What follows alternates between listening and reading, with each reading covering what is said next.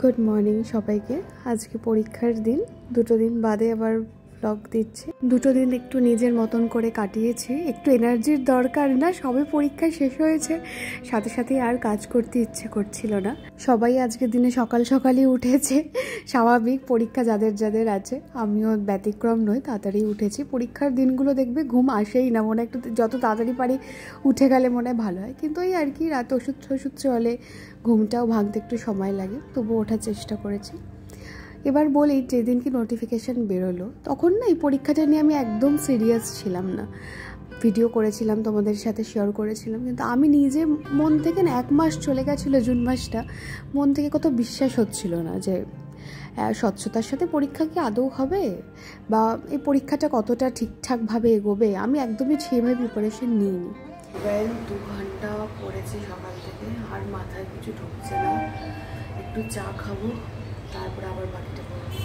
আর সেই রকম সময়তেই আমি আমার নতুন যে স্কুলে জবটা জয়েন করেছিলাম সেটাও কুইট করি। তাই অনেকে তোমরা ভেবেছিলে যে আমি পরীক্ষার প্রিপারেশানের জন্য জবটা কুইট করলাম।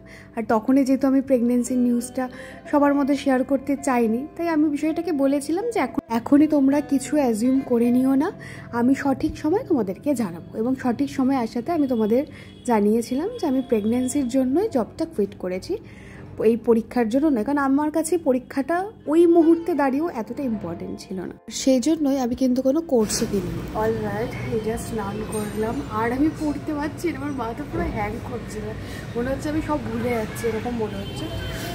এটাকে মানে ওই রকম প্যানিক বা টেনশন বলবো না। পরীক্ষার আগে মানে ওই 2-3 ঘন্টা আগে সবারই এটা হয় যে মনে হয় যা কিছু পড়েছি সব ভুলে যাচ্ছি, কারণ অল্প সময়ের মধ্যে অনেকটা সিলেবাস সবাই পড়েছে, তো সেই জন্য মনে হয় না যে অল্প সময়ের মধ্যে একটু পড়া হয়েছে, সব কিছু মাথার মধ্যে ঠিক মতন স্টোর হয়নি, মনে হয় সব ভুলে যাচ্ছি। আজকে রাতে আবার ওয়েবসাইটটা চেক করতে গিয়ে দেখলাম যে 10টায় যেতে বলেছে, বাট আমি 10টায় যাবো না, 11টাতেই যাবো। এখন আমি রেডি হই, খাবো, খেয়ে বেরিয়ে যাবো। আবার তাহলে আসল কথাটাই ফিরে আসি। তো আমি যেহেতু কোনো কোর্স কিনিনি, পুরোটাই নিজে নিজে পড়েছি। বটানি, জুলজি, ফিজিওলজি সিলেবাস আমি শেষও করেছি সময়ের মধ্যে। তবে আমি যেটা মনে করি, এবং তোমাদেরকেও এটা সবসময় বলেছি, সিলেবাস শেষ করার থেকেও যেটা খুব গুরুত্বপূর্ণ সেটা হচ্ছে তুমি কতবার রিভিশন দিলে। আর সেটা আমি খুব বেশি দিতে পারিনি, সময়ের যেহেতু অনেকটাই অভাব, তাই প্রিপারেশান যে খুব ভালো সেটা বলতে পারছি না। আর তার থেকেও বড় কথা কি জানো তো, যে কোনো পরীক্ষা দিতে যাওয়ার আগে সেই পরীক্ষাটার প্রতি তোমার আস্থা আছে কি না সেটাও ইম্পর্টেন্ট। যেমন সিটেটের সময় আমি কিন্তু এইটুকু কনফিডেন্স ছিলাম যে পরীক্ষাটা স্বচ্ছভাবে হবে, এবং পরীক্ষাটা আমি যেরকম দেবো আমি সেরকমই ফল পাবো, এবং আমি পাসও করেছিলাম। কিন্তু এই পরীক্ষাটার ক্ষেত্রে সেই কনফিডেন্সটা পাচ্ছি না। বাড়ি এসে গেছি, অনেকক্ষণ একটু ঘুমিয়েছি, মনটা একদম ভালো নেই। আমি জানি তোমরা জিজ্ঞাসা করবে পরীক্ষা কেমন হলো। পরীক্ষা মোটামুটি হয়েছে, কোশ্চেন মডারেট, খুব যে মানে সোজা বা খুব যে কঠিন সেটাও না, মডারেট। আমি আমার মূর্খামি করেছি প্রচুর, মানে 10টা মতন প্রশ্ন আমি পড়ে গেছি, মানে আমার কমন আমি ভুল করেছি। আমি জানি না কেন, মানে ইভেন আমি একজনের সাথে কথা বললাম, তারও সেম ভুল হয়েছে, আমারই বান্ধবী। তো মানে ইভেন আমি কোশ্চেন পেপার যেটা আমাদের দিয়েছিল তার মধ্যে আমি দাগ দিয়েছি ঠিক উত্তর দিয়ে, যখন আমি বুলেট করেছি তখন আমি ওটা কেটে না এটা না এরকম করে 10টা মতন প্রশ্ন আমি ভুল করেছি। তো মানে নাম্বারটা যেহেতু এতটা বেশি, 10টা কোশ্চেন আমি ভুলই করে এসেছি, তো আমি বুঝতে পারছি না। আর আমার মানে মেলানোর অ্যানালাইজ করছিলাম বসে, তো কাট অফ কীরকম আসে তার উপরে দেখবো, না হলে সামনে আবার প্রাইমারি আছে, সেটার জন্য আবার প্রিপারেশান নেব। এইটার জানি না, আমি বুঝতে পারছি না চান্স কীরকম। আর কারণ আমি নিজে অনেক নিজের ভুলের জন্য আমার অনেকগুলো ভুল আছে, আমি বলবো না যে কোশ্চেন খুব হার্ড এসছে তাই ভুল করেছি, আমি জানি না আমার ব্রেন না মানে ফাংশন করছিল না, নাকি কী হয়েছে। অনেক সময় হয় না আমরা উত্তর দেখে চিনে যাই, আমি যে উত্তরটা চিনেছি আমি ওটাকে ক্রস করে দিয়েছি। হ্যাঁ, কেন বাড়ি এসে আমি ভাবছি আমি এটা কেন করেছি, বাড়িতে সাথে সাথে আমি বুঝেও গেলাম যে এটাই তো ঠিক উত্তর ছিল। যাই হোক, আজকে মাদের অনুষ্ঠান, আজকের দিনে আমারও ওখানে এস্ট্রাজ বাজানোর কথা ছিল, কিন্তু এখন আমি পারবো না। দেখছো তোমরা ব্লগে যে আমি এস্ট্রাজ এখন বাজাই না অনেক দিন, যেহেতু মানে বাদ্যযন্ত্রটা অনেকটা ভারী, আবার মাঝে মাঝে একটু বসবো, নাহলে যন্ত্রের আওয়াজটা বসে যায়। তো ভেবেও ছিলাম যাবো না, এখন দেখছি যেতেও পারি নাও যেতে পারি। যদি যাই তাহলে রেডি হয়ে বেরোবো একটু পরে। মন স্থির তো করে নিয়েছিলাম যে এইবার থাকার যাবো না, শরীরটা সত্যি দিচ্ছিল না আসলে। এখন না আর আগের মতন ওই এনার্জিটা নেই, বা আগের মতন ওই একদিনে অনেক কাজ করতে পারি না। সামান্য ভাবো একটু পরীক্ষা দিতে গেছি, এসেছি, আর তাতেই মানে শরীর চলছে না এরকম মনে হচ্ছে। তো তারপর ভাবলাম না যাই, কোনোবার এরকম হয়নি যে আমি যাইনি, 1 ঘন্টার জন্য হলেও একটু ঘুরে আসি। একটা কটনের শাড়ি পরেছি, এটা পুজোর জন্য কিনেছিলাম, কিন্তু আজকে ভেঙে ফেললাম। ভীষণ কমফোর্টেবল শাড়িটা, আমি ওই ফেসবুক থেকে কিনেছি এটা। তোমাদের মধ্যে থেকে কেউ একজন জিজ্ঞাসা করেছিলে শাড়িটার নাম কি। আমি কি বলতো অত মানে শাড়ির নাম একদমই অত বুঝতে পারি না, যদিও এটা কটনের শাড়ি, কিন্তু একটু ওই মলমলও বলে হয়তো, মানে কটনটা খুব সফট। চলেও এসেছিলাম, মাদের অনুষ্ঠান হচ্ছে, তার মাঝে আমি একটুখানি চা খেলাম। আর সাজের মধ্যে ওই একটু কাজল পরেছি, নিউড লিপস্টিক পরেছি, কানে একটা অক্সিডাইজের দুল পরেছি, তাই আর হার পরিনি, হাতে একটু মিক্স অ্যান্ড ম্যাচ করে চুড়ি পরেছি।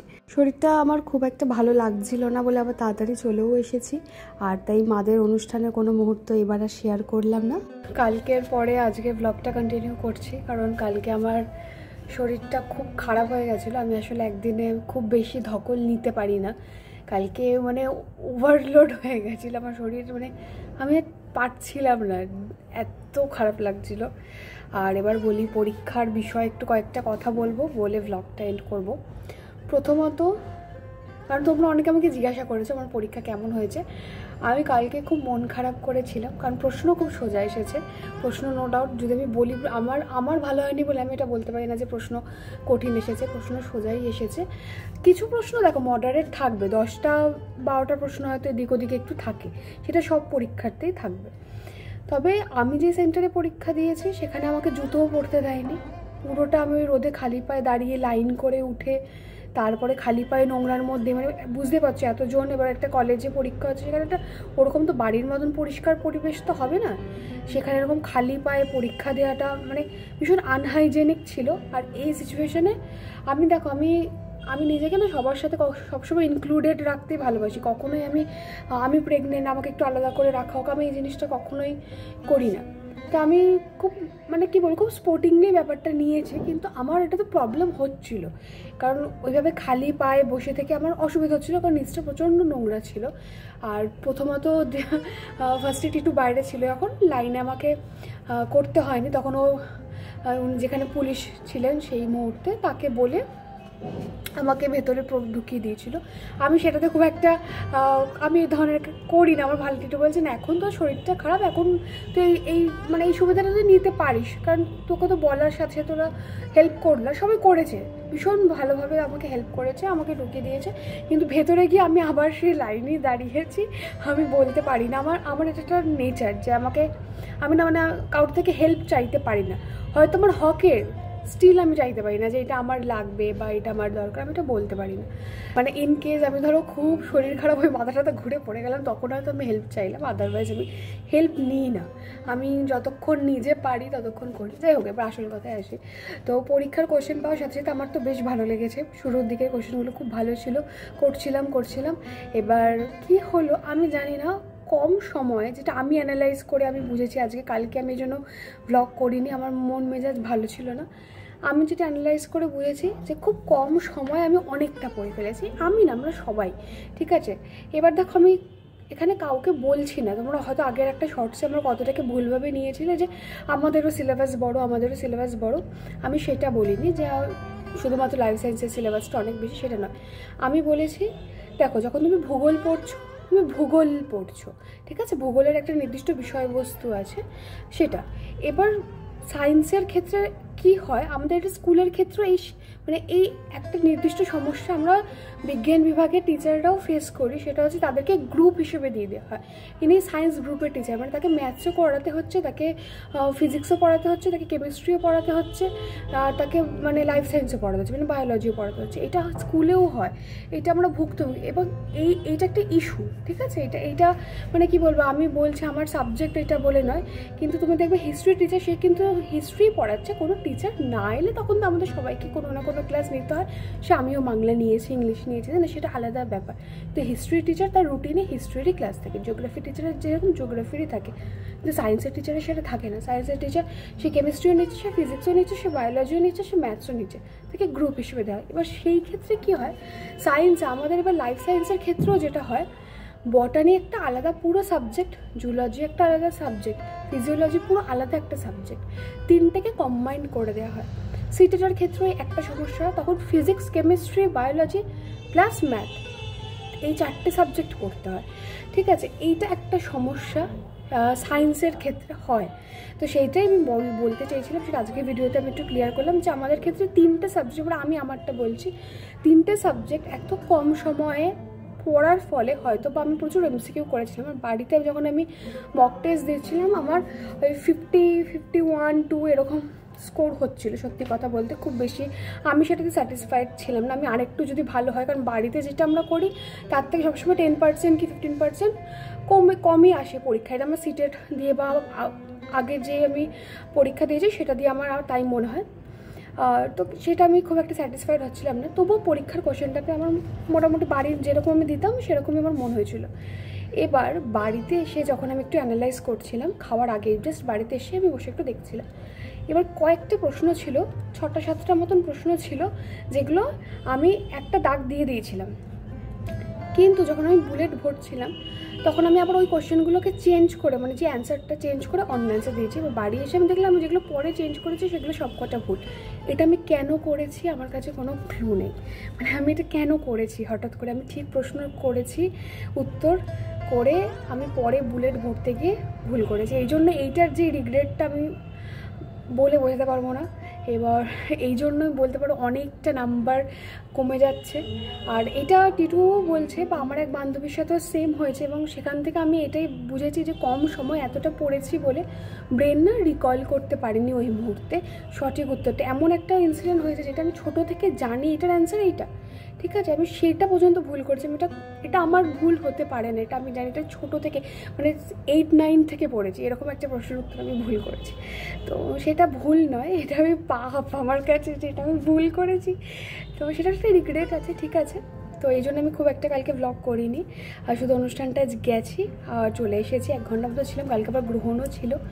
এনিওয়ে আমার পরীক্ষা মোটামুটি হয়েছে, তো আমি সামনে আবার প্রাইমারির জন্য প্রিপারেশান নেব হয়তো।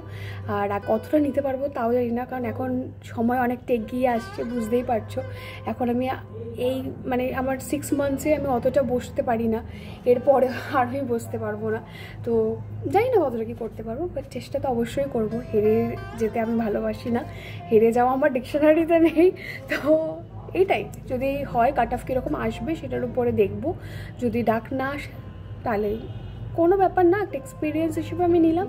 আর দ্বিতীয় কথা, কোথাও না কোথাও মাথার মধ্যে ছিল যে এটা, দেখো আমি কাউকে ডিমোটিভেট করছি না, তবে আমার মনে হয় এটা যারা 2016 ব্যাচ তাদের জন্য অনেকটা সুযোগ সুবিধা দেয়া আছে। অলরেডি 10টা নাম্বার, তো কোথাও না কোথাও আমার মনে হয়েছিল যে বুঝতেই পারছো কি বলতে চাইছি। তো ঠিক আছে, তবু একটা এক্সপিরিয়েন্স হিসেবে আমি নিয়েছি। আমার পরীক্ষা মোটামুটি হয়েছে, তবে প্রশ্ন খুবই ভালো ছিল, অনেকেরই অনেক ভালো হবে। যারা চাকরি পাবে অবশ্যই আমাকে জানাবে, আমি খুব খুশি হব। আজকের ব্লগটা এখানেই শেষ করছি, দেখা হচ্ছে আমার একটা অন্য ভিডিওর সাথে। Till then stay happy, stay blessed and always stay positive. Bye by.